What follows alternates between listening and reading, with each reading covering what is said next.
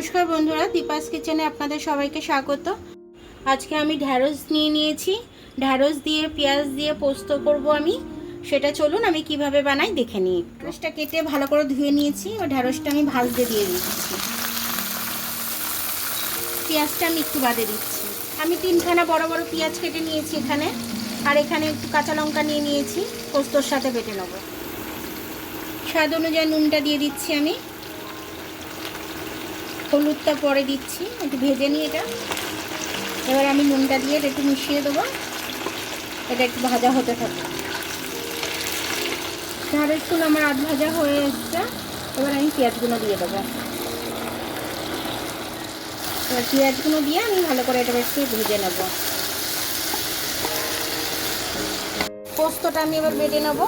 যতটা প্রয়োজন আমি ততটা নিয়ে নেবো পোস্ত। পেঁয়াজগুলো আমার ভাজা ভাজা হয়ে গেছে। পেঁয়াজ আর তার সাথে ঢ্যাঁড়সও ভাজা হয়ে গেছে। এর বেশি আর আমি ভাজবো না। এবার আমি হলুদ দিয়ে দেবো একটু ঝালের জন্য গুঁড়ো লঙ্কা দিয়ে দিলাম।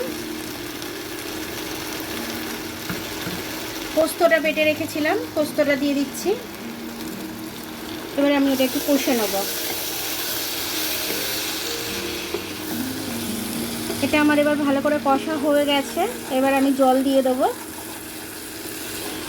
ঢ্যাঁড়সগুলো ভাজতে ভাজতে আমার সেদ্ধ হয়ে গেছে, ফলে আমি খুব বেশি জল দেবো না, অল্পই জল দেবো। মিক্সিটা ধুয়ে একটু জল দিয়ে দিচ্ছি।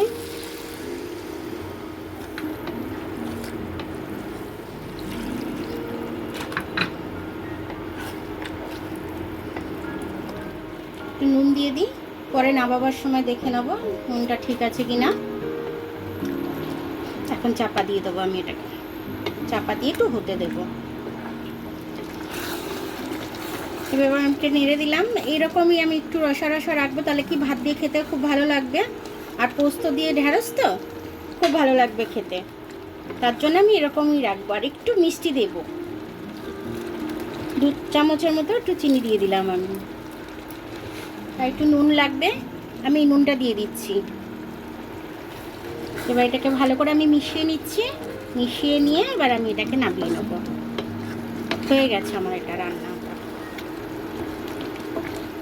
দেখুন বন্ধুরা, আমার ঢ্যাঁড়সের তরকারিটা পোস্ত দিয়ে খুব সুন্দরভাবে হয়ে গেল।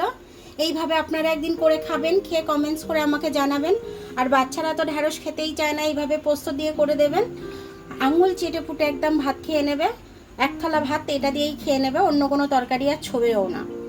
তো আমার ভিডিওটা দেখার জন্য অনেক অনেক ধন্যবাদ। আমার ভিডিওটা যদি আপনাদের পছন্দ হয় তাহলে লাইক, সাবস্ক্রাইব, বেল আইকনটা একটু টিপে দেবেন। আর যদি ফেসবুক থেকে দেখেন তাহলে লাইক আর ফলোটা একটু করে দেবেন। আবার কাল দেখা হবে নতুন রেসিপির সাথে। ততক্ষণ আপনারা ভালো থাকবেন, আমি আসছি।